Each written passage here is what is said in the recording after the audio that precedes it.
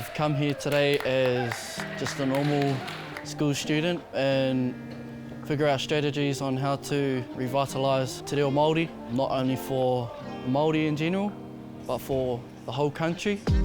3,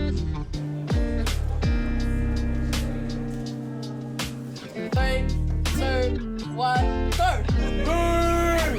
I grew up being told that it's my generation's responsibility to keep the tikanga going, just so that everyone else can have it. So to have this opportunity today to be able to have my voice heard, I think it's an honour, really. It's been awesome, just meeting a whole bunch of new people and getting to take part in this kind of activities. I could be changing the future of Te Reo Māori.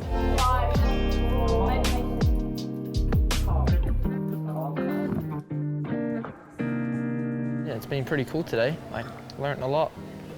Yeah, about Whāngārei, about like Māori and stuff. Yeah, language, cool.